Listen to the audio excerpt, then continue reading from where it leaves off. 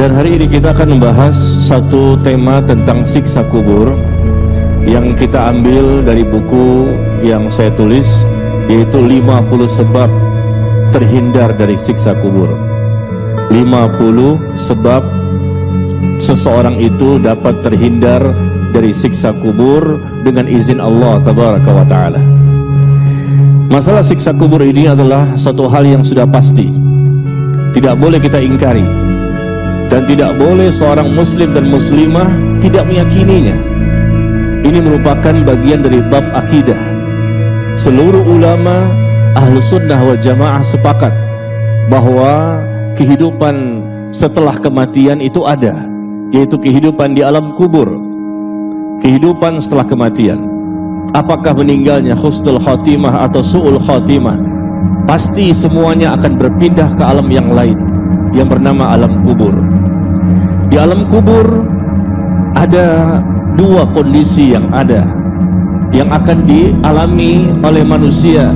Salah satunya, yang pertama adalah mereka mendapatkan siksa kubur. Yang kedua, bisa jadi mereka mendapatkan nikmat kubur. Dan berbeda antara alam kubur dan kuburan. Kalau kuburan yang biasa kita lihat itu, yang kita bisa lihat dengan mata kepala kita, kuburan, yaitu disitulah kita meletakkan jasad jenazah seorang manusia yang sudah meninggal dunia. Itu kuburan. Adapun alam kubur bukanlah kuburan. Alam kubur alam yang lain. Adapun kuburan adalah alam dunia yang kita masukkan ke dalam liang lahat jenazah seorang manusia. Alam kubur alam yang lain yang berbeda dengan alam dunia. Begitu dicabut ruh nyawa seorang muslim atau dicabut nyawa seorang kafir, maka mereka semuanya berpindah ke alam kubur. Dan di sanalah mereka akan mengalami berbagai macam peristiwa-peristiwa yang kita bisa baca keterangannya begitu banyak dalam Al-Quran dan hadis Nabi Sallallahu Alaihi Wasallam. Nah, ikhwan dan akhwat sekalian, peristiwa yang ada di alam kubur ini sangat menakutkan bagi para sahabat Nabi SAW. Sampai-sampai diriwayatkan bahwa Utsman bin Affan radhiyallahu anhu, apabila beliau berdiri di kuburan, ini Utsman bin Affan ya, luar biasa, yang sudah dijamin bahwa dia akan masuk ke dalam surga. Ketika beliau berdiri di kuburan, maka beliau menangis sampai jenggotnya pun basah. Kemudian ada yang mengatakan kepadanya, engkau menyebutkan tentang surga, engkau menyebutkan tentang neraka, tetapi engkau tidak menangis. Dan engkau menangis karena engkau berada di kuburan.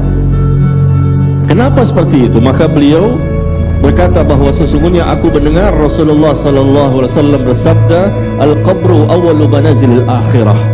Sesungguhnya kuburan itu tempat pertama kali dari kehidupan akhirat. Kita bicara masalah akhirat. Akhirat yang pertama kali adalah kehidupan di alam kubur. Begitu kita dicabut nyawa, berpindah ke alam kubur. Alam kubur itu kehidupan pertama kali alam akhirat sebelum mendapatkan tahapan-tahapan berikutnya yang sangat panjang. Lalu seseorang akan mendapatkan surga atau neraka. Maka beliau mengatakan bahwa kuburan itu tempat pertama kali kehidupan akhirat. Jika seseorang selamat dari apa yang ada di alam kubur, maka kehidupan setelahnya akan lebih mudah. Kehidupannya yang setelahnya akan lebih mudah. Tetapi apabila seseorang tidak selamat ketika mereka sudah berada di alam kubur, maka kehidupan setelahnya akan lebih berat. Orang yang selamat di akhirat karena mereka selamat di alam kuburnya. Orang yang selamat di alam kuburnya karena mereka selamat ketika di akhir hidupnya dapat meninggal dalam kondisi husnul khotimah. Husnul khotimah itulah yang menentukan sehingga mereka setelah itu insya Allah mendapatkan nikmat kubur. Sekali lagi, seseorang yang selamat di akhirat adalah orang yang selamat di alam kuburnya. Dan ketika mereka selamat di alam kubur, kenapa? Karena sebelumnya karena mereka mendapatkan husnul khotimah. Tetapi seseorang yang tidak selamat di akhirat karena memang sebelumnya diawali biasanya karena mereka tidak selamat di alam kuburnya. Dan orang yang tidak selamat di alam kuburnya dengan mendapatkan siksaan, balasan, hukuman yang na'udzubillah sangat mengerikan, maka itu disebabkan oleh karena sebelumnya mereka mendapatkan su'ul khatimah.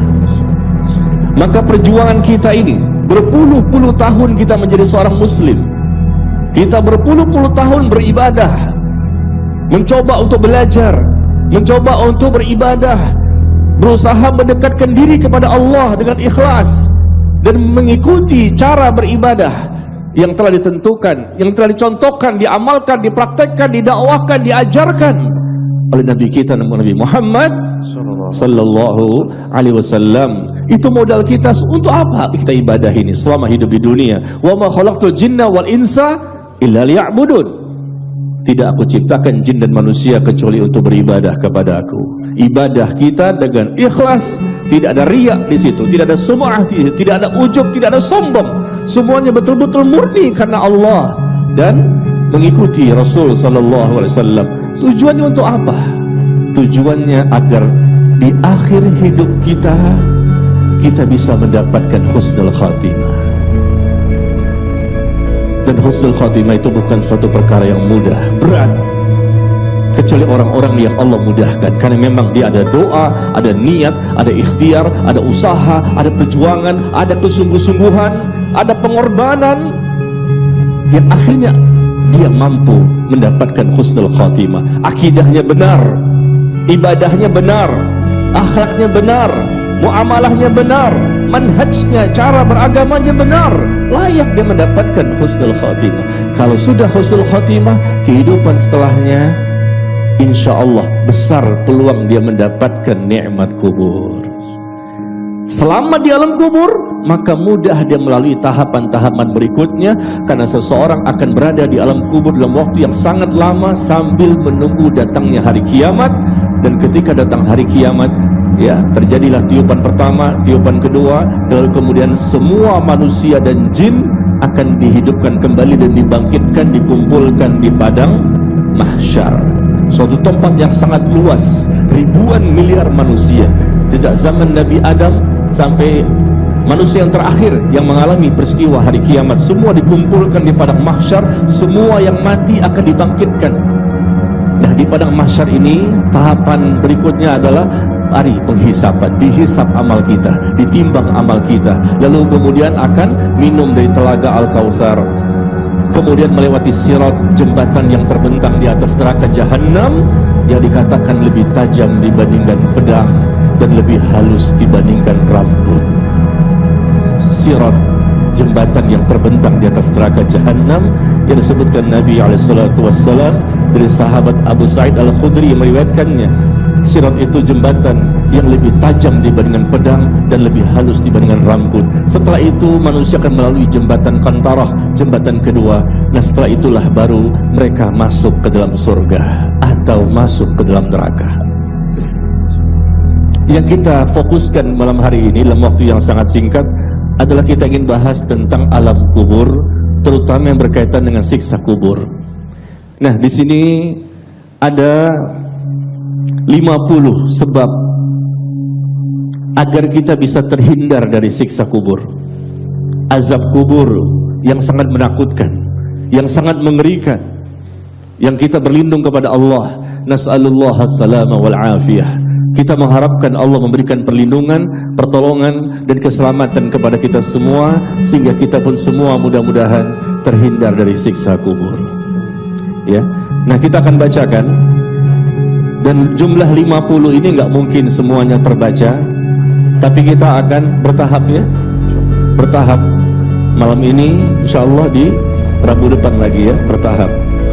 Ya, kita ambil beberapa poin yang kita bisa bacakan, bagaimana caranya agar kita bisa terhindar dari siksa kubur.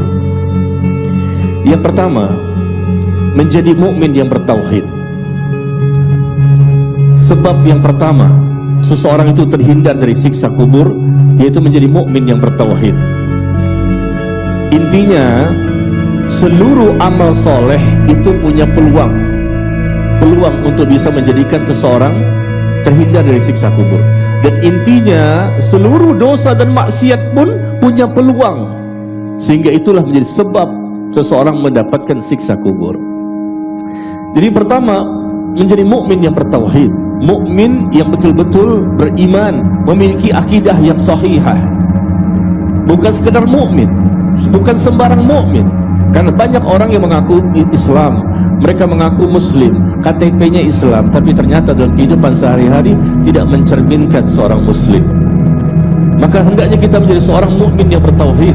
Karena Nabi SAW bersabda, jika seorang mukmin telah diletakkan di dalam kuburnya, ya, lalu dia pun akan didatangi oleh malaikat. Dan malaikat ini adalah malaikat Munkar dan Nakir, yang akan bertanya kepadanya tentang 3 pertanyaan. Man rabbuka? Siapa Tuhanmu? Man nabiyuka? Siapa nabimu? Ya, dan ditanya juga, ya, tentang apa satu lagi? Apa agamamu? Siapa Rabbmu? Siapa nabimu? Dan apa agamamu? Ditanya 3 pertanyaan yang sangat mudah untuk kita jawab saat ini. Tapi nanti di sana yang menjawab bukanlah sekedar lisan, tapi iman dan amal saleh. Maka seseorang yang sudah diletakkan di dalam kuburnya didatangi oleh malaikat, lalu dia pun akan bersaksi. Dia bersaksi bahwasanya la ilaha illallah Muhammadur Rasulullah, tidak ada ilah yang berhak disembah dengan benar kecuali Allah, dan bahwasanya Muhammad adalah utusannya, utusan Allah. Maka itulah makna dari kalimat di mana Allah berfirman di surah Ibrahim. Di surah Ibrahim, surah ke-14. Surah ke-14 ayat ke-27. Yuthabbitullahu alladhina amanu bilqawli tsabit fil hayatid dunya wa fil akhirah. Allah akan meneguhkan iman orang-orang yang beriman dengan perkataan yang teguh, ucapan yang teguh dalam kehidupan di dunia dan di akhirat. Dia mampu menjawab. Di dunia Allah teguhkan dia mengucapkan la ilaha illallah. Di akhirat pun nanti di alam kubur Allah teguhkan dia. Allah mampukan dia untuk bisa menjawab pertanyaan-pertanyaan dari malaikat Munkar dan Nakir. Ini namanya fitnah kubur. Semua kita akan mengalami, akan ditanya, yang muslim maupun yang kafir, muslim, munafik atau kafir. Ada 3 klasifikasi manusia di muka bumi ini, tidak ada yang keempat, hanya 3: mukmin, munafik, kafir. Semuanya akan diminta untuk menjawab. Orang-orang yang memang harus menjawab, ya, kecuali para nabi dan rasul, sudah jelas mereka orang-orang yang mulia. Dan bahkan sebagian ulama mengatakan mereka tidak akan ditanya tentang pertanyaan-pertanyaan seperti itu, karena mereka sudah jelas surganya. Tetapi kita, orang biasa, orang awam, orang yang banyak dosa, dan kita bukan para nabi dan rasul, maka akan ditanya. Demikian Nabi mengatakan seperti itu. Jadi menjadi mukmin yang bertauhid berarti kita harus paham bagaimana kita memiliki akidah yang benar, yang tidak pernah mempersekutukan Allah dalam beribadah selama di dunia. Tidak ada sedikit pun di hati kita, atau di lisan kita, atau dalam perbuatan kita adanya unsur kesyirikan. Karena syirik merupakan dosa besar yang paling besar, kemungkaran yang paling mungkar, kezaliman yang paling zalim, dan kesesatan yang paling sesat. Dosa besar yang paling besar, yaitu dosa syirik. Kalau seandainya ada manusia yang mencampur adukkan antara iman dan kesyirikan, maka mereka tidak akan mendapatkan rasa aman. Allah berfirman di surah Al-An'am, di surah ke-6 ayat ke-82. Di surah ke-6 ayat 82 Allah mengatakan, alladzina amanu wa lam yalbithu imanahum bizulmin ulaika lahumul amnu wa hum muhtadun. Orang-orang yang beriman, orang-orang yang bertauhid, akidahnya benar, dan mereka tidak mencampur adukkan antara iman dan kesyirikan. Tidak, betul-betul murni akidah mereka. Tidak pernah menyembah kepada selain Allah, tidak pernah berdoa kepada selain Allah, tidak pernah meminta kepada selain Allah, tidak pernah bermunajat kepada selain Allah. Semua dosa syirik yang bisa lahir dari hati, lisan, dan perbuatan. Ada 3 jenis perbuatan dosa syirik yang bisa terjadi pada manusia. Apakah kesyirikan yang timbul dari hatinya, kesyirikan yang timbul dari lisannya, atau kesyirikan yang timbul dari anggota badannya? Na'udzubillah. Orang-orang yang betul-betul beriman dan tidak mencampurkan antara iman dan kesyirikan, kata Allah, mereka itulah yang akan mendapatkan rasa aman, dan mereka itu orang yang akan mendapatkan hidayah. Mendapatkan rasa aman, kata para ulama, mereka mendapatkan salah satunya rasa aman nanti di alam kubur. Subhanallah, banyak sekali ayatnya. Apalagi di dunia, kalau mereka bahkan mempersekutukan Allah, maka mereka mendapatkan azab. Allah berfirman di surah Asy-Syu'ara, surah ke-26, ayat 213. Fala tad'u ma'allahi ilahan akhar fatakuna minal mu'adzabin. Dan janganlah kamu menyeru, menyembah, meminta kepada selain Allah, yang mana nantinya Allah akan menurunkan azab kepadamu. Dimanapun di muka bumi ada kaum yang mereka melakukan dosa syirik, maka mereka akan mendapatkan azab.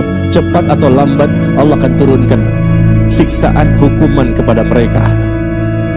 Karena ada 3 dosa, kata Nabi, ada 3 dosa yang akan Allah segerakan hukumannya, balasannya di dunia. Dosa-dosa yang lain bisa jadi Allah balas di dunia, atau bisa jadi Allah balas nanti di alam kubur dan di alam akhirat berikutnya. Tapi ada 3 dosa, kata Nabi, yang akan disegerakan balasannya, hukumannya bagi pelakunya di dunia. Tidak menunggu sampai mati. Di dunia dia akan mendapatkan balasan selama mereka tidak bertaubat. Pertama, dosa zalim, al-baghyu, zalim. Yang kedua, uququl walidain, durhaka kepada kedua orang tua. Yang ketiga, memutuskan tali silaturahim. Siapapun mereka dari kaum muslimin ini yang ternyata mereka pertama berbuat zalim, yang kedua durhaka kepada kedua orang tua, yang ketiga memutuskan tali silaturahim, maka lihat, cepat atau lambat, bisa jadi pada waktu itu juga, atau besoknya, lusa, minggu depan, bulan depan, tahun depan, nanti ada balasan yang Allah berikan kepadanya. Di dunia, wallahi, Rasul tidak pernah berdusta. Dan banyak sekali kita lihat di masyarakat orang yang sudah mendapatkan langsung balasan dari Allah ketika mereka zalim, durhaka sama orang tua, dan memutuskan tali silaturahim. Dan perbuatan zalim yang akan Allah balas langsung di muka bumi ini terbagi 4. Pertama, zalim kepada Allah. Perbuatan zalim kepada Allah, Allah langsung balas. Ayatnya tadi dalilnya, salah satunya itu, inna syirka la zulmun azim. Sesungguhnya perbuatan dosa syirik merupakan kezaliman yang besar, dan Allah akan turunkan azab bagi orang yang melakukan perbuatan syirik dimanapun mereka berada. Cuman waktunya jangan kita atur. Kalau bisa sekarang, kalau bisa besok, jangan, karena Allah yang tahu kapan waktu yang tepat. Zalim kepada Allah dengan melakukan perbuatan dosa kepada Allah. Dosa apa saja yang Allah haramkan, nah itu perbuatan zalimnya kita kepada Allah, termasuk dosa yang terbesar, ya, itu dosa syirik. Yang kedua, zalim kepada Rasulullah sallallahu alaihi wasallam. Perbuatan zalim kepada Rasul sallallahu alaihi wasallam yaitu tidak mau mengikuti sunnahnya, tidak mau mengikuti ajarannya, tidak mau mengikuti apa yang telah beliau sampaikan, contohkan, yang beliau ajarkan, beliau dakwahkan, tidak mau. Itu perbuatan zalimnya seseorang kepada Rasul sallallahu alaihi wasallam. Mereka lebih suka dengan yang bid'ah daripada yang jelas-jelas disyariatkan, menambah-nambah sesuatu yang tidak ada tuntunannya. Maka Allah yang menyatakan, falyahdharil ladzina yukhalifuna an amri an tusibahum fitnah aw yusibahum adzabun alim. Hendaknya orang-orang yang mereka itu menyelisihi Rasulullah dalam beragama ini enggak sesuai dengan Rasul, mencari cara-cara yang lain yang Rasul tidak pernah ajarkan, enggak ada dalilnya, keterangannya, contohnya.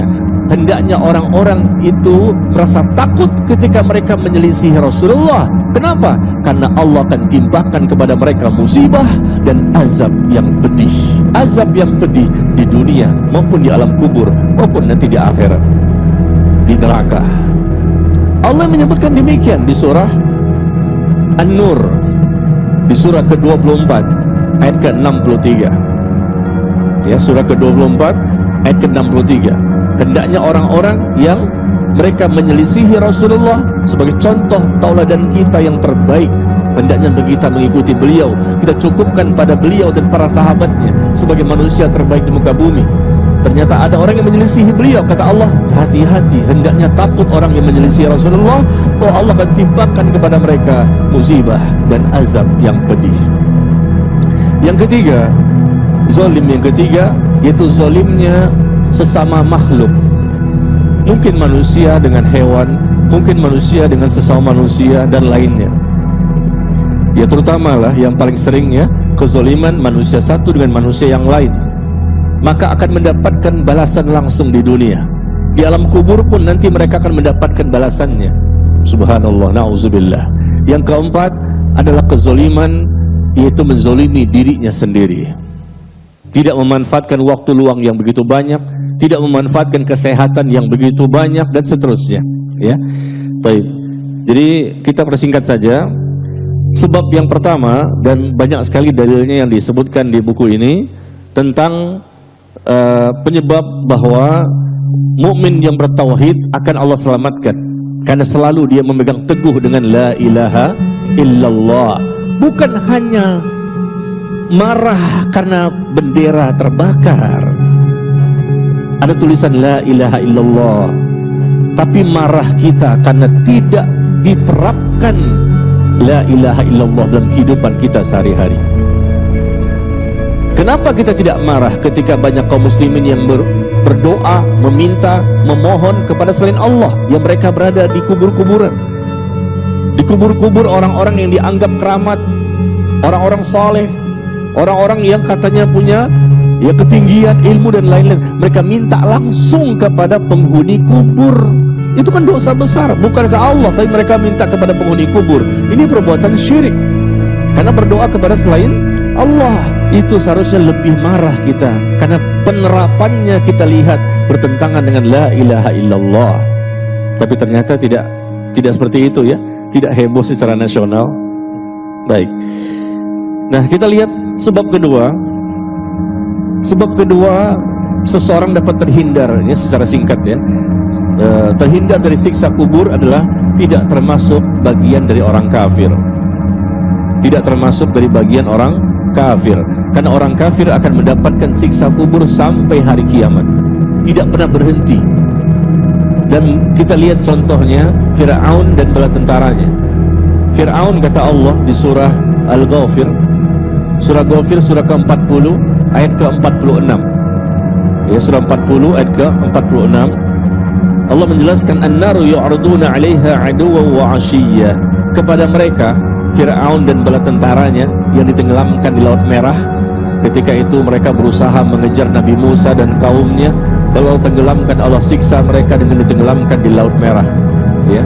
Dan kepada mereka, kata Allah, ditampakkan api neraka setiap pagi dan petang. Ditampakkan kepada mereka neraka, ditampakkan setiap pagi dan petang, dan nanti pun ketika terjadinya hari kiamat seperti itu. Kata para ulama Ahlus Sunnah wal Jamaah, ayat ini berkaitan dengan siksa kubur. Setiap pagi dan petang ditampakkan neraka, dan mereka bisa melihat bagaimana siksaan yang akan mereka peroleh nanti di neraka. Subhanallah, ini merupakan salah satu bentuk siksa kubur yang didapatkan oleh orang-orang kafir. Ya, ini contoh siksa yang akan didapatkan oleh Fir'aun dan bala tentaranya. Kemudian kita lihat juga kepada ayat yang lain, ya begitu banyak ya. Atau hadis di mana Nabi mengatakan ketika terjadi perang Ahzab, Rasulullah sallallahu alaihi wasallam bersabda, semoga Allah memenuhi kuburan dan rumah-rumah mereka dengan api. Semoga Allah memenuhi kuburan dan rumah-rumah mereka dengan api, sebagaimana mereka telah menahan kita semua dan menyibukkan kita dari salat asar sehingga matahari terbenam. Ya, kita jangan sampai termasuk orang-orang kafir ini, karena orang kafir jelas akan disiksa bukan hanya di alam kubur atau di akhirat dengan siksa neraka. Pada hakikatnya mereka juga disiksa dalam hidup di dunia ini. Pada hakikatnya mereka tidak akan mendapatkan ketenangan, mereka tidak akan mendapatkan kebahagiaan yang sejati, karena bahagia itu nikmat, yang ada di tangan Allah, dan Allah akan tanamkan ke dalam hati orang-orang yang beriman, yang bertauhid, yang memiliki akidah yang benar dan mengikuti Rasulullah sallallahu alaihi wasallam. Dengan kekayaan mereka tidak ada artinya, dengan kemewahan mereka tidak ada artinya, dengan rumah yang megah, mobil yang mewah, tidak, semuanya tidak ada artinya kalau mereka kafir, kalau mereka munafik. Karena Allah hanya menyelamatkan orang-orang beriman. Allah pemilik langit dan bumi, bukanlah sesembahan-sesembahan yang lain. Kita harus memegang teguh konsekuensi ini. Kita konsekuensi dengan iman kita. Kita berpegang teguh dengan akidah kita sampai mati. Jangan sampai menjadi orang yang keluar dari Islam. Karena banyak sekali dalil-dalil yang menjelaskan bahwa orang kafir itu akan mendapatkan siksa di dunia dan di akhirat. Kita percepat saja. Yang ketiga, sebab seseorang itu terhindar dari siksa kubur, pertama menjadi mukmin yang bertauhid, yang kedua tidak menjadi orang yang kafir, yang ketiga tidak menjadi seorang munafik. Tidak menjadi orang yang munafik. Siapa itu orang munafik yang akan mendapatkan siksa kubur?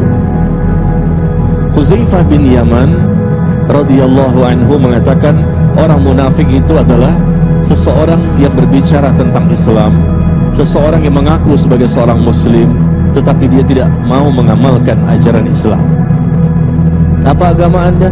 Oh, agama saya Islam. KTP-nya Islam. Tapi kenapa Anda begini? Ini sepertinya bertentangan dengan hukum Islam, bertentangan dengan akidah Islam, dengan begini-begini, tapi dia tetap tidak mau berubah dirinya. Hidup dalam kebohongan. Karena sifat orang munafik itu idza kadzdzaba haddatsa kadzdzaba. Apabila berbicara dusta, apabila berjanji ingkar, apabila diberikan amanah berkhianat. Ada nggak orang seperti ini? Oh, casing sih masya Allah bagus, casingnya kayak ulama, jenggotnya sepuser, jilbabnya lebar, masya Allah, kelihatan casingnya casing ulama. Tapi lihat ketika berbicara banyak bohongnya, ketika berjanji banyak ingkarnya, ketika dikasih amanah berkhianat. Mereka munafik, na'udzubillah min dzalik.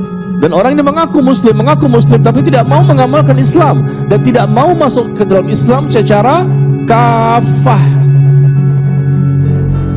Padahal Allah mengatakan, ya ayyuhalladzina amanu, wahai orang-orang yang beriman, masuklah kalian ke dalam Islam secara kafah, secara keseluruhan. Ayo dong.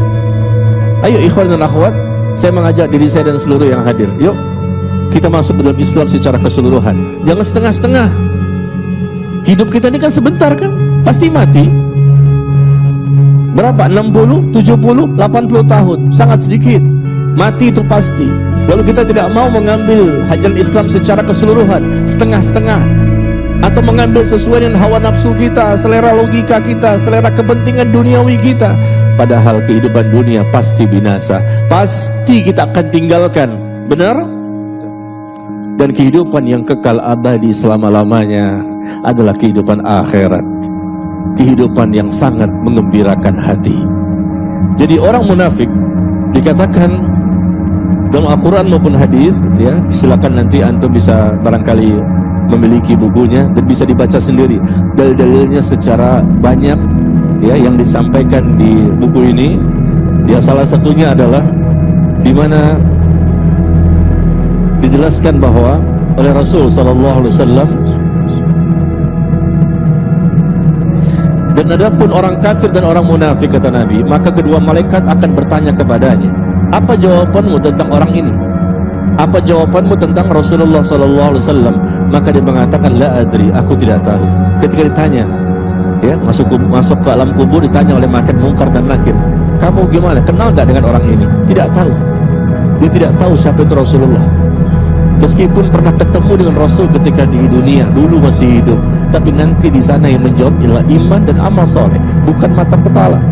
Apalagi orang yang tidak pernah bertemu dengan mata kepala. Maka dia mengatakan, aku tidak tahu. Aku mengatakan apa yang dikatakan oleh orang-orang. Maka kedua malaikat mengatakan, tidak, engkau sebenarnya tahu dan engkau tidak mau mengikuti.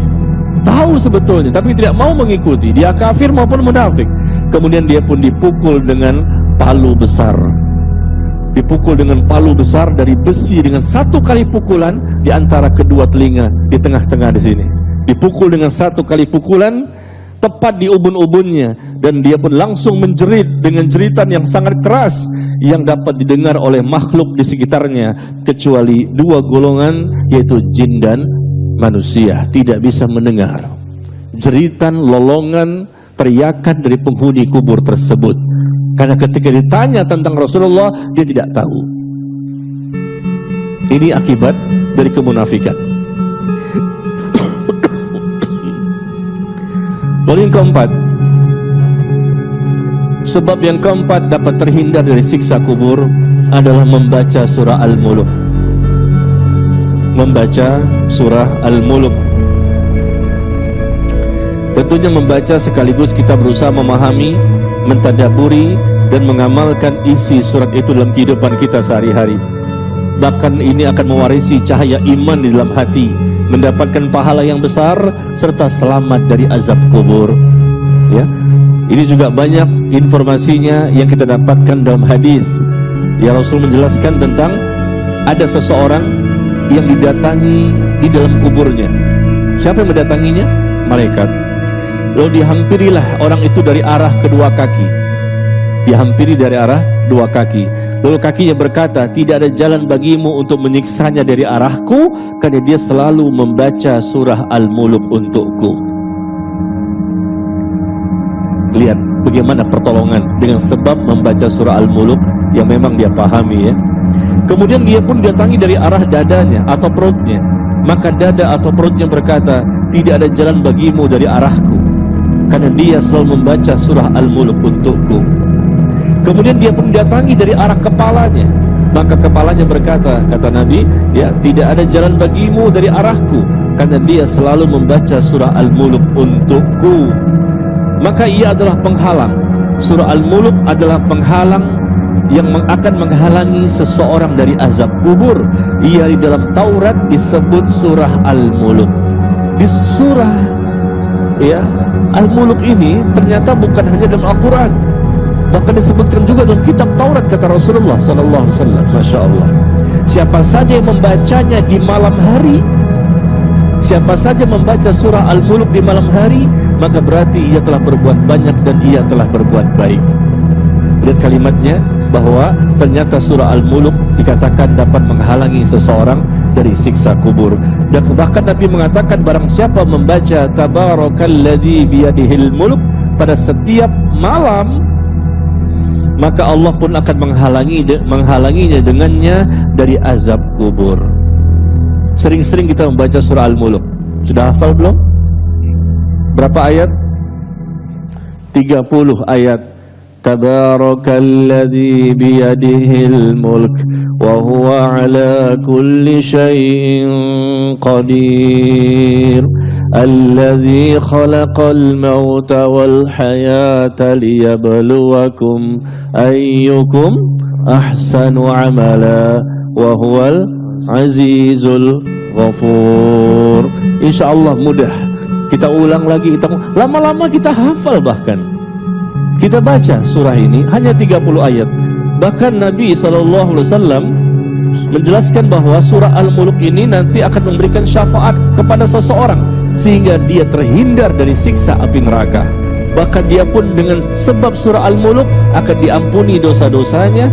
Bahkan Jabir bin Abdullah radhiyallahu anhu berkata, anna Nabiya sallallahu alaihi wasallam kana la yanamu hatta yaqra alif lam mim tanzil wa tabarakalladzi biyadihil mulk. Jabir bin Abdullah radhiyallahu anhu berkata bahwasanya Nabi tidak pernah tidur sampai beliau membaca terlebih dahulu surah alif lam mim tanzil, yaitu surah as-sajdah, dan tabarakalladzi biyadihil mulk, yaitu surah Al-Mulk.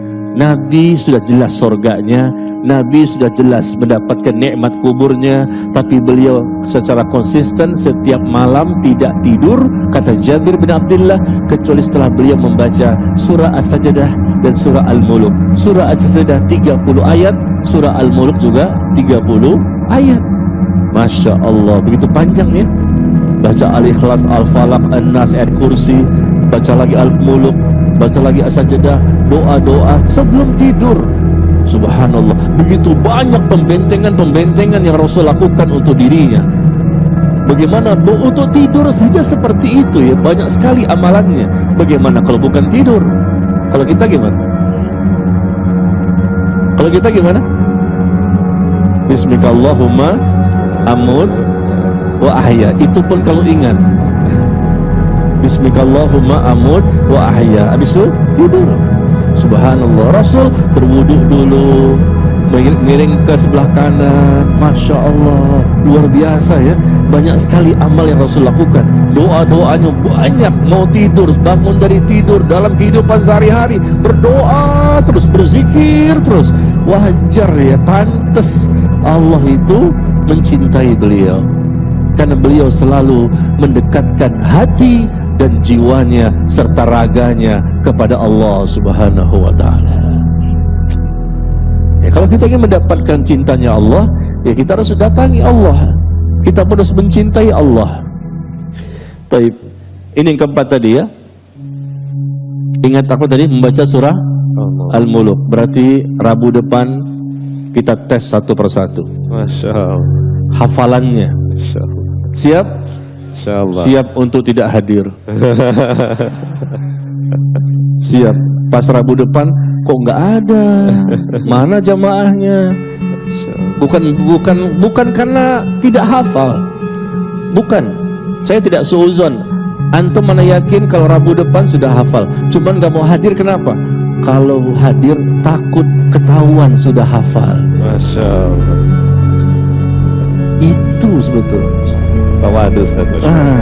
Bukan tidak hafal, anak nggak mau hadir, kenapa? Kalau anak hadir ketahuan kalau anak sudah hafal surah Al-Muluk, ya. Masya Allah, ketawaduan tingkat tinggi.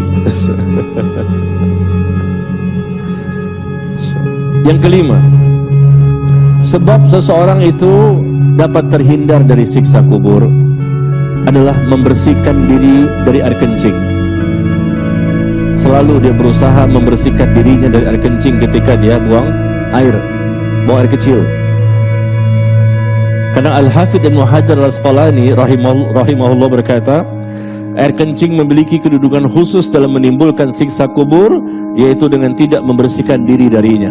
Lihat apa kata Nabi, aktsaru azabil qabr minal baul. Kebanyakan siksa kubur itu disebabkan oleh air kencing. Dosa itu banyak. Kebanyakan dosa manusia di muka bumi ini, di dunia ya, bukan di alam kubur. Di dunia, kebanyakan dosa manusia akibat dari lisan. Lisan. Aktsaru khotoya bani Adam fi lisani. Kebanyakan dosa manusia berada pada lisannya. Tapi kebanyakan siksa kubur nanti di alam kubur disebabkan oleh masalah air kencing. Kenapa? Ya karena mereka tidak bersih ketika kencingnya, asal-asalan, kencing sembarangan, tidak dibasuh. Atau mungkin dibasuh, tapi kencing tersebut bisa jadi terkena kepada badan atau pakaian, sehingga najis di mana-mana. Ketika sholat pun tidak sah.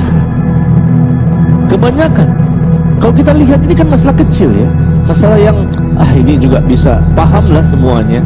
Tapi kita lihat realitanya, banyak kaum muslimin yang tidak mau tahu masalah ini. Mereka asal pakai tisu saja, ya, tidak dibersihkan dengan bersih yang sebenar-benarnya, masih ada air kencing tersebut di kemaluannya, atau mungkin terkena kepada percikan yang ada di pakaian maupun di tubuh yang lain. Kata Nabi, kebanyakan siksa kubur itu disebabkan oleh air kencing. Maka berhati-hatilah. Saya bingung luar biasa ketika 2 minggu yang lalu saya berziarah kubur, mendatangi kuburan ibu saya karena baru meninggal 2 bulan yang lalu. Maka 2 minggu yang lalu saya datang kembali untuk ziarah kubur. Yang saya anehnya apa di situ? Saya lagi di depan kuburan, melihat tidak jauh dari tempat saya ada orang yang kencing di kuburan, dan dia tidak basuh. Saya mengetahui bagaimana hadisnya. Bukan kita cerita mungkin di jalanan, mungkin supir bus, mungkin supir apa taksi atau apa ya, kadang-kadang kan kadang-kadang ada di antara mereka ya, mohon maaf, yang kencing sembarangan, atau mungkin di toilet tapi nggak bersih, tapi ini di kuburan langsung. Masya Allah, saya kaget. Wah, ini baru ini. Ini baru ini, al-ajabul ajib, aneh bin ajaib. Siksa kubur disebabkan air kencing, dan dia kencing di kuburan. Wah, ini baru, belum pernah seumur hidup saya menyaksikan peristiwa yang langka, yang masuk jenis off record. Bayangkan, siksa kubur karena air kencing. Kebanyakan manusia, mau kafir maupun muslim, kebanyakan karena masalah air kencing. Tapi ini kencing justru di kuburan. Astagfirullah. Nah, ini kenapa? Karena kebodohan. Dan saya tahu dia muslim, dan dia bekerja di kuburan tersebut sebagai tukang paculnya, ya. Dia karena mungkin capek, dia mau kencing jauh-jauh, kencing juga di situ di kuburan. Astagfirullahaladzim. Lihat ini, karena ketidaktahuan, karena kebodohan, atau menggampangkan atau meremehkan, sehingga meskipun bisa jadi dia membersihkan dengan airnya, kekemaluannya, tapi mungkin tidak bersih, sehingga akan diazab. Kenapa? Kalau tidak bersih berarti najis. Nah, najis ini mengakibatkan sholatnya tidak diterima. Itu pun kalau sholat tidak diterima juga kalau sholatnya. Kenapa? Ada najis yang tidak dia bersihkan. Na'udzubillah. Dan Nabi pernah melewati suatu kebun dari beberapa kebun di Mekah atau Madinah, lalu beliau mendengar, kalau kita mendengar ya repot. Beliau mendengar suara dua orang yang sedang diazab di alam kubur, dalam kubur mereka. Dua orang yang sedang diazab dalam kubur mereka. Lalu beliau bersabda, sesungguhnya keduanya sedang disiksa. Ini dua kuburan, ya. Rasul mendengar ada siksaan yang dialami oleh dua penghuni kuburan tersebut. Sesungguhnya mereka disiksa, ya, bukanlah karena perkara yang besar dalam pandangan mereka berdua. Yang pertama diazab lantaran tidak bersih dari buang air kecil. Yang lainnya karena namimah, suka mengadu domba. Maka namimah termasuk yang keempat. Yang kelima, ya. Tadi keberapa tuh? 5, berarti ke-6. Namimah berarti yang ke-6. Mengadu domba, suka mengadu domba di antara manusia. Kata Nabi, mereka berdua disiksa. Yang pertama karena buang air kecil, masalah itu. Yang kedua masalah namimah, suka mengadu domba manusia sehingga mereka bertengkar, mereka berperang, mereka bercerai, dan seterusnya. Kemudian beliau menyuruh mengambil pelepah korma yang masih basah. Ada pelepah korma yang masih basah, dibelah menjadi dua, satu ditancapkan di sini, satu lagi ditancapkan di sini, di dua kuburan tersebut. Lalu beliau ditanya, wahai Rasulullah, mengapa engkau melakukan ini? Pelepah korma dibagi dua, ditancapkan di kedua kuburan tersebut. Nabi mengatakan, semoga kedua orang ini diringankan dari azab kubur selama kedua bagian pelepah ini masih basah. Selama kedua pelepah korma itu masih basah, Rasul berdoa kepada Allah agar mereka diringankan siksaannya selama pelepah korma itu masih basah. Berarti berperan di sini apa? Doa Rasul apa pelepah kormanya? Doa Rasul. Doa Rasul kan? Nah, ini kita lihat kaum muslimin ini salah kaprah. Maka kita lihat ketika mereka di kuburan-kuburan tuh banyak menancapkan pohon-pohon kan?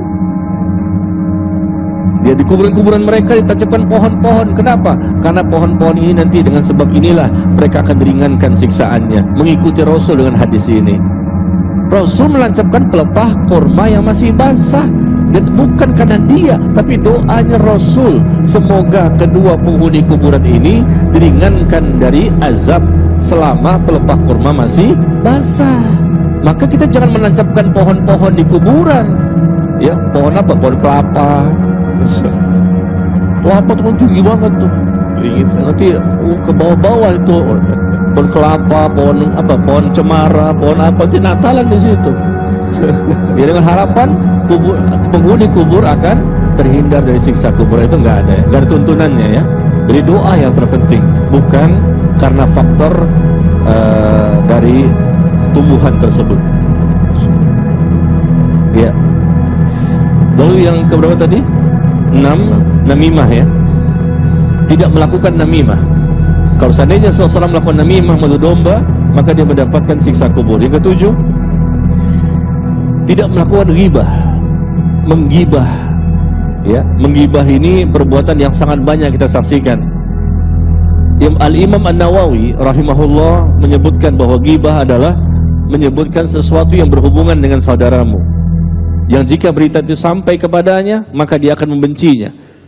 Baik itu menyebutkan aib, kekurangan di dalam badan, keturunan, agama, bahkan tentang pakaian, rumah atau kendaraannya. Kita membongkar aib seseorang, dia punya kekurangan, dia punya aib, dia punya dosa, lalu kita ceritakan ke orang lain. Itu ghibah. Sahabat pernah bertanya, bagaimana pendapatmu jika yang aku sampaikan itu benar, memang ada pada diri dia? Kalau memang itu benar ada pada dia, maka kamu telah menggibahnya. Dan jika tidak ada padanya, maka itu berarti kamu berdusta atasnya. Dan menggibah itu merupakan salah satu sebab terjadinya siksa kubur. Karena Nabi pernah, ya, sallallahu alaihi wasallam melewati dua buah kuburan. Lalu beliau bersabda, sesungguhnya kedua penghuni kubur itu sedang diazab. Keduanya tidaklah diazab karena suatu perkara besar dalam pandangan mereka. Yang pertama karena lantaran air kencing, dan yang kedua karena faktor ghibah. Hati-hati ya. Kita pernah nggak menggibah orang? Pernah kita menggibah orang? Bukan pernah Pak Ustadz, sering, bahkan istiqomah.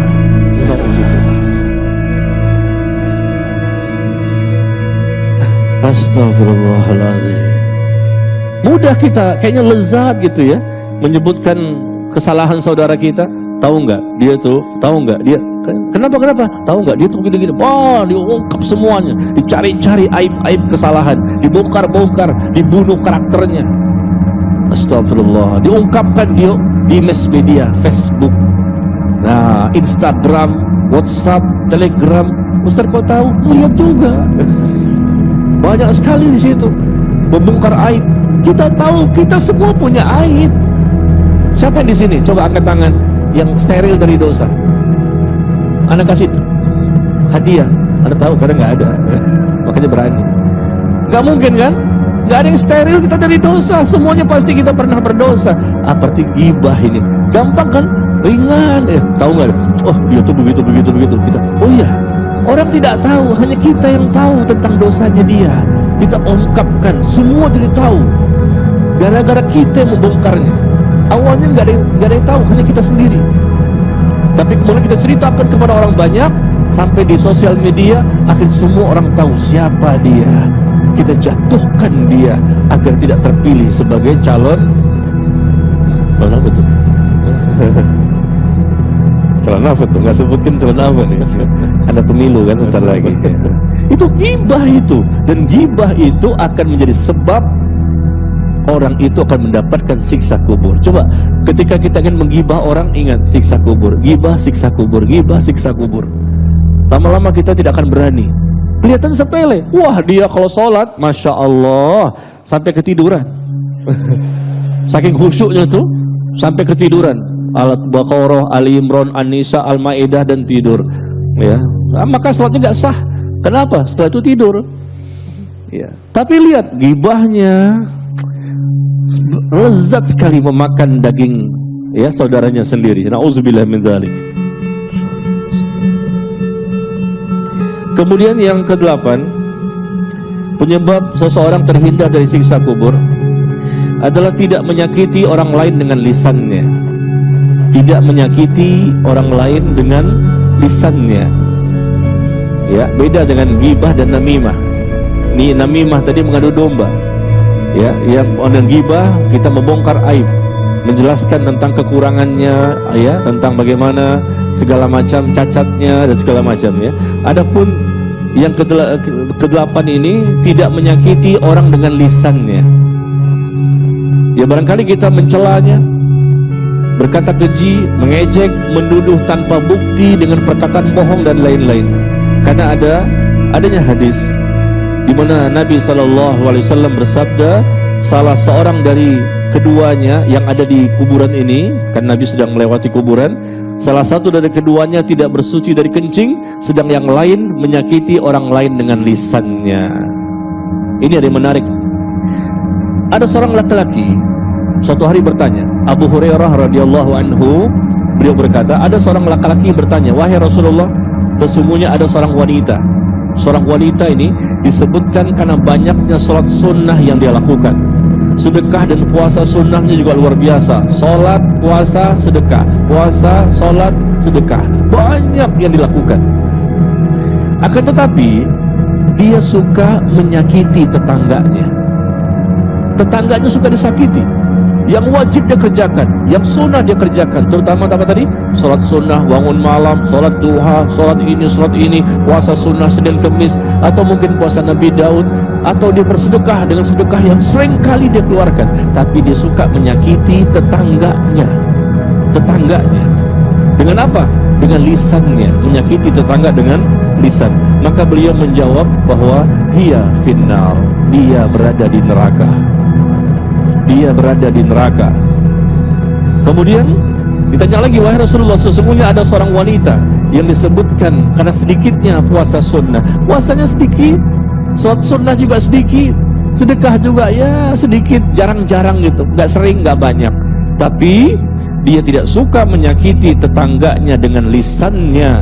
Maka Rasul mengatakan, hiya fil jannah, dia berada di surga.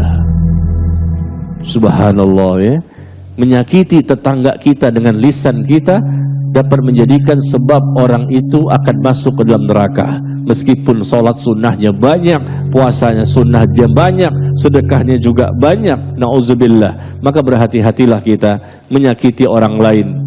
Kita cela dia, kita ejek dia, ya, kita hancurkan kehormatannya, kita tuduh mereka tanpa bukti. Tanpa bukti, saksi nggak ada, data nggak ada, fakta nggak ada, tapi tahu nggak, dia tuh begitu, dia tuh begitu. Nauzubillah min dzalik. Ya, untuk mendapatkan dunia, berebut-rebut, rela untuk menyembelih sesama muslim. Hanya untuk mendapatkan dunia, pada dunia pasti binasa dan hancur semuanya. Tapi orang berebut-rebut untuk mendapatkan uang, jabatan, kehormatan, kekuasaan. Nauzubillah min dzalik. Pada dunia semua pasti akan ditinggalkan. Kemudian yang ke-9, sedikit lagi ya. Meninggal pada malam Jumat atau di hari Jumat. Meninggal pada malam Jumat atau di hari Jumat. Maka orang itu akan terhindar dari fitnah kubur atau siksa kubur. Abdullah bin Amr radhiyallahu anhu, dia berkata bahwa Rasulullah sallallahu alaihi wasallam bersabda, "Ma min muslimin yamutu yaumal jum'ah aw lailatal jum'ah illa waqahu Allahu fitnatal qabr." Tidaklah seorang muslim ya, yang wafat pada hari Jumat atau di malam Jumat, melainkan Allah akan menjaganya dari fitnah kubur. Syekh Al-Mubarakfuri rahimahullah berkata, maksudnya Allah akan menjaganya dari fitnah kubur, yaitu pertanyaan dan azab kubur. Menjaganya dari pertanyaan, akhirnya dia mampu menjawab, dan dia akan dijaga dari azab kubur. Meninggal di apa? Malam Jumat dan hari Jumat. Tapi tentunya bukan orang sembarangan. Tentunya memang sebelumnya dia orang yang taat kepada Allah. Sebelumnya dia orang yang sudah soleh dan soleha. Sebelumnya dia orang yang bertobat. Sebelumnya dia orang yang sudah berhijrah. Sebelumnya dia orang yang mengikuti Rasulullah dan ikhlas dalam beribadah. Pas meninggal di hari Jumat atau di malam Jumat, maka kata Nabi, dia akan terhindar dari fitnah kubur. Gak bisa kita sandarkan kepada semua orang ya. Ada tuh pembegal ditembak oleh polisi di hari Jumat. Dia habis membegal orang, maka polisi menembaknya, mati dia. Itu matinya apa tuh? Husnul khotimah apa su'ul khotimah? Iya. Ini bukan termasuk ya. Jadi mungkin banyak kita saksikan manusia yang muslim ya, tapi mereka matinya karena maksiat. Lagi berzina di hari Jumat. Berzina, mati dia. Wah, terhindar dari siksa kubur. Dia matinya karena zina. Bagaimana kita katakan dia terhindar dari siksa kubur? Pasti dia akan mendapatkan balasan dari Allah. Apalagi melakukan perbuatan dosa di hari Jumat. Jumat itu hari yang terbaik, Sayyidul Ayyam, pemimpin dari seluruh hari, hari yang paling Allah muliakan di atas seluruh hari yang ada. Maka kalau ada orang yang beribadah di hari Jumat, bisa jadi Allah lipat gandakan pahala, bisa jadi. Bahkan Rasul pun menyuruh kita untuk memperbanyak salawat di hari Jumat.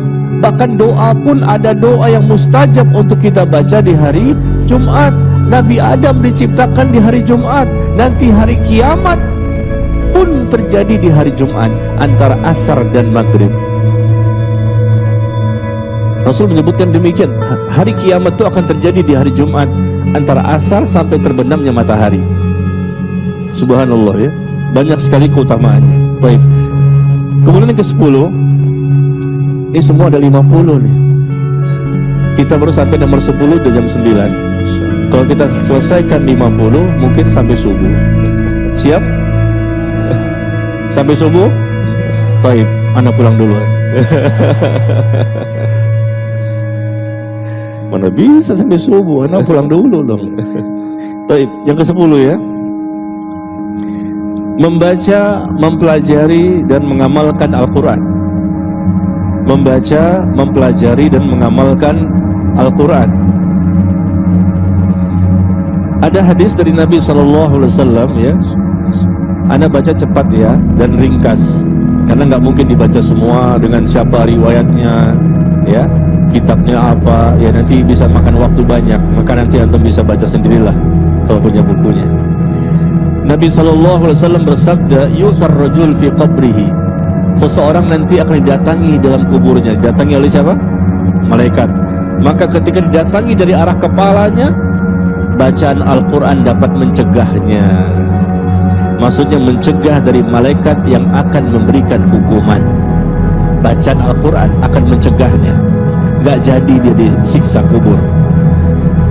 Tetapi dalam hadis yang lain dijelaskan, ketika ya Rasul bertanya kepada dua malaikat, malaikat Jibril dan malaikat Mikail, tentang orang yang diazab di alam kubur. Maka dikatakan, ya disampaikan pada Nabi informasinya, adapun orang yang pertama yang kamu datangi, yaitu kepalanya dipecahkan dengan batu, maka sesungguhnya ia seseorang yang mempelajari Al-Quran, kemudian ia pun menolaknya. Dia mempelajari Al-Quran, tapi setelah itu dia tolak, dia bantah, dia tentang, dia ingkari, dia berpaling dari Al-Quran. Dia pelajari, bukan dia tidak dipelajari. Apalagi yang tidak mempelajarinya, ini dipelajari, dipecahkan kepalanya dengan batu sehingga hancur berantakan. Itu salah satu siksa kubur. Kenapa? Karena dia seseorang yang mempelajari Al-Quran, kemudian dia pun menolaknya. Lihat bagaimana siksaan yang akan dia terima nanti di alam kubur. Ini baru di kubur, bagaimana nanti di neraka. Kalau Allah tidak ampuni dosanya ketika di alam kubur, maka tentunya dia akan berlanjut dengan siksa yang akan dialami di neraka jahanam nanti. Nauzubillah. Orang yang sudah mempelajari Al-Quran tapi dia menolak, berarti dia orang munafik. Orang munafik seperti itu. Mereka hanya belajar untuk koleksi ilmu saja. Nauzubillah, nauzubillah. Mereka belajar Al-Quran, mereka belajar Islam, mereka belajar sunnah, hanya koleksi saja, dan untuk mempertontonkan bahwa mereka orang yang saleh. Kita yang sudah belajar sunnah ini belum ada jaminan masuk surga kalau seandainya tidak ikhlas dan mengikuti Rasul dengan sebenar-benarnya. Kalau bukan karena rahmat Allah, tidak mungkin kita bisa masuk surga. Kalau bukan karena rahmat Allah, tidak mungkin kita bisa terhindar dari siksa kubur. Kita berjuang, kita tunjukkan kepada Allah bahwa kita membutuhkan rahmatnya. Maka kita pelajari Al-Quran dengan benar, kita baca, kita pahami, kita tadabburi, kita amalkan. Sangat bahagia orang yang bisa mengamalkan isi Al-Quran dengan sebenar-benarnya. Ya. Yang ke-11, berdoa agar terhindar dari siksa kubur. Berdoa agar terhindar dari siksa kubur. Nah, ini adalah satu perkara yang sudah mungkin sering kita lakukan ya. Karena Nabi mengajarkan, apabila salah seorang dari kalian membaca tasyahud akhir, maka hendaknya berlindung kepada Allah dari 4 perkara. Ketika kita baca tahiyat, innaka hamidum majid. Nah, sebelum salam hendaknya kita baca, Allahumma inni a'udzubika min adzabi jahannam wa min adzabil qubur wa min fitnatil mahya wal mamat wa min fitnatil masihid Dajjal. Ada 4 doa perlindungan yang Rasul ajarkan, Rasul baca, sahabat baca, apalagi kita. Ya Allah, aku berlindung kepadamu dari siksa neraka jahanam. Aku berlindung kepadamu ya Allah dari siksa kubur. Aku berlindung kepadamu ya Allah dari fitnah hidup dan mati. Dan aku berlindung kepadamu ya Allah dari fitnah Al-Masih Ad-Dajjal. Ada 4 perlindungan. Kita mohon kepada Allah, berlindung kepada Allah dari siksa kubur. Dan Rasul mengajarkan baca ini sebelum salam. Baca juga doa di luar sholat. Perbanyak kita berdoa kepada Allah. Karena orang yang selamat di alam kubur, dia akan lebih dimudahkan Allah mengikuti tahapan-tahapan akhirat berikutnya. Tetapi orang yang tidak selamat di alam kubur, maka dia akan lebih berat menghadapi tahapan-tahapan akhirat berikutnya. Sampai di sini? Masya Allah. Baru 11? Jam 9 sudah. Masya Allah, alhamdulillah. Lanjut. Siap, Ustaz. Siap pulang duluan maksudnya. Ana tidak boleh berlama-lama, cukup 1 jam, jam 8 sampai jam 9. Ya 1 jam, dapat cuma 11. Setelah itu barangkali sedikit tanya jawab, karena antum harus pulang. Ya, karena Ana tidak ingin mengganggu ibadah antum di rumah. Masya Allah. Masya Allah. Iya. Karena di rumah ini kan biasanya ibadah saat-saat jam-jam seperti ini nih. Ini ikhwan dan akhwat di rumah ke jam-jam seperti ini itu salat malam. Masya Allah. Baca Quran berjus-jus. Masya Allah. Amin. Ya. Nah malam ini terpaksa dikurangi itu gara-gara datang kemari. Masya Allah. Masya Allah. Jadi afwan ana mengganggu antum. Masya Allah. Iya. Nah supaya ibadah ini tetap nanti di rumah dijalankan, ya maka kita jangan berlama-lama. Karena khataman Al-Quran sudah menunggu. Masya Allah. Khataman Al-Quran sudah menunggu. Tinggal 3 surat lagi, Al-Ikhlas, Al-Falaq, dan An-Nas. 3 surat lagi yang memang dimulai dari Al-Ikhlas juga, Al-Falaq dan An-Nas. Astagfirullah. Ya silakan. Masya Allah. Syukur Ustaz. Akhirnya pedas juga nih. Masya Allah. Itu yang langsung pada buru-buru pulang mau melaksanakan ibadahnya malah. Iya tuh. Masya Yang Allah. buru-buru pulang ini ketahuan. Mereka ingin sholat malam dalam mimpinya. Dalam mimpinya. Amin. Ya, brother sisters yang ada uzur meninggalkan majelis ilmu, harap jaga ketenangan ya di depan sini, depan antara kamera sama panggung, mohon agak menunduk ya, bersabar untuk pegal-pegal sedikit biar gak menghalangi kamera live stream, dan usahakan menjaga ketenangan supaya gak mengganggu yang lain karena majelis masih berjalan. Baik. Kita ambil pertanyaan Ya, silakan. Sisters dulu. Sister Sister side, silakan. sister side siap? Ya. Sisters siap? Atau kita ke brothers dulu? Brothers dulu. Brothers dulu yang udah siap mic-nya. Brothers. Oke. Yang kacamata ini tadi, Masya Allah. tolong dipasing. Depan lambung belakang. Sister siap-siap ya. Dan diharapkan pertanyaan sesuai dengan tema yang kita bahas ya, mudah-mudahan Iya. insya Allah. Sebutkan nama dan domisili ya. Assalamualaikum Ustaz. Waalaikumsalam. Assalamualaikum warahmatullahi Ya, Silakan. saya ingin bertanya.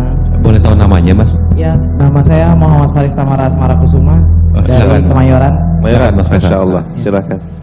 Tadi sebelumnya dibahas juga tentang 3 hal ya Ustaz. Yang pertama kan mukmin yang bertauhid. Terus Ustaz menjelaskan tentang 3 hal. Yang pertama adalah zalim, durhaka, dan memutus tali silaturahim ya. Iya. Saya tertarik bertanya terkait memutus silaturahim. Kadang kita di dunia ini hidup melakukan kesalahan ya Ustaz ya. Terus kepada orang lain, ya orang itu memutus tali silaturahim dengan kita, orang lain bukan kita. Apakah kita termasuk ke dalam orang yang melakukan dosa tersebut Ustaz? Ya. Dan bagaimana sikap kita ya? Terhadap orang yang mencoba memutus tali silaturahim itu? Dan itu yang pertama. Terus kalau memutus tali silaturahim dengan mantan itu gimana ya Ustaz? Iya, salah. Mantan. Iya. Mantan bos gitu ya, kan mantan kita bos. mau hijrah gitu, mantan ya seseorang lah. Masya Ya, Allah. gitu. Mantan apa? Mantan perempuan Pak. Mantan perempuan laki-laki sekarang berarti dia gitu. Gimana maksud? Mantan Dia perempuan. mantan kekasih lah ibaratnya. Baik. Kita mau fokus gitu Masya ya. Allah. sekarang Fokusnya jadi haji. istri gitu. Insya Allah. Oh, enggak. masih ada harapan Ada kayaknya. lagi ya, kita mau Baik. cari yang lebih baik insya Allah. Oh gitu Masya ya. Allah. Syukran, Masya Allah. Ya. Luar Assalamualaikum biasa. warahmatullahi wabarakatuh. Waalaikumsalam warahmatullahi wabarakatuh. Makasih Mas. Iya. Kamera aman ya? Kesawat nggak? Enggak kan? Oke, siap. Ini namanya disebut.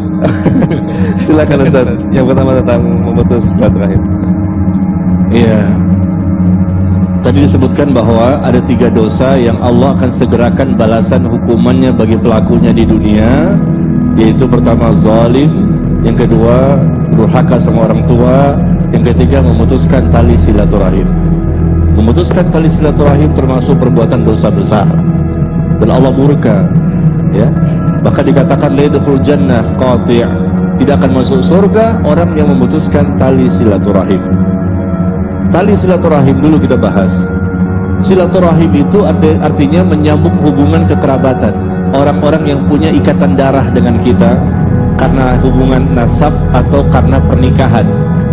Ya, kita dengan bapak, ibu, kakak, adik, paman, tante, ponakan, sepupu, ya, atau orang yang memang ada hubungan dengan kita karena faktor pernikahan.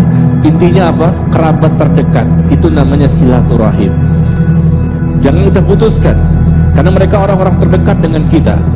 Kita memutuskan hubungan dengan orang lain yang jauh, yang gak ada hubungan apa-apa dengan kita, tapi dia saudara sesama muslim, itu saja tidak boleh. Apalagi memutuskan kepada orang-orang terdekat dengan hubungannya dengan kita. Jadi kata Nabi SAW, bukanlah yang namanya menyambung tali silaturahim itu sekedar ya hubungan yang sudah baik sebelumnya, tapi menyambung tali silaturahim adalah ketika ada seseorang yang memutuskan hubungan denganmu lalu engkau sambung tetap diucapkan assalamualaikum, tetap kita bicara, tidak kita diam-diaman gitu ya. Nah, kalau memutuskan tali silaturahim berarti orang itu tidak mau bertutur kata, tidak mau berbicara, nggak teguran gitu loh. Putus hubungan sampai di sini, kita ketemu di akhirat. Masya Allah. Ya. Dan tidak mau ketika assalamualaikum dia diam aja. Dan tidak mau dia untuk berkata-kata, padahal saudara sendiri. Nah, ini namanya memutuskan tali silaturahim. Ya, akibatnya apa? Kita akan mendapatkan na'udzubillah laknat Allah. Ancaman-ancamannya banyak dalam Al-Quran maupun hadis. Allah melaknat orang yang memutuskan tali silaturahim. Laknat ini dosa besar. Sekali lagi, kalau orang itu memutuskan tali silaturahim dengan kita, maka kita tetap menyambungnya. Tapi dia nggak mau tegur saya, nggak mau mengucapkan salam saya. Saya assalamualaikum, dia diam aja. Saya datangi, dia kabur. Ya, nah masalahnya itu masalah dia dengan Allah. Itu dosa dia dengan Allah. Yang penting kita sudah berusaha untuk tetap menyambung, tetap kita mendatangi rumahnya, atau mungkin kita berkata dengan telepon, atau mungkin kita SMS. Kalau memang kita ada salah, kita minta maaf. Nah, itulah namanya menyambung tali silaturahim. Tapi kalau dia tidak mau, bahkan memutuskan total, ya, padahal kita ada hubungan kerabat, hubungan ikatan darah dengan dia misalnya sangat dekat, apalagi kakak dan adik misalnya ya, nauzubillah, atau mungkin anak dan orang tua, ya, diputuskan begitu saja, maka dia akan menanggung akibatnya. Jadi tetap kita sambung. Masalah dia tidak suka sama kita, tidak mau menyambung hubungan sama kita, maka dia yang berdosa. Demikian ya caranya. Ya, jadi kalau ada yang memutuskan tali silaturahim, kita tetap sambung dan ini pahala buat kita. Masalah dia tidak mau menyambung, itu urusan dia sama Allah. Dan memutuskan, sekali lagi, tali silaturahim ini merupakan dosa besar yang Allah akan langsung berikan balasannya di dunia. Tapi yang aneh tadi memutuskan apa?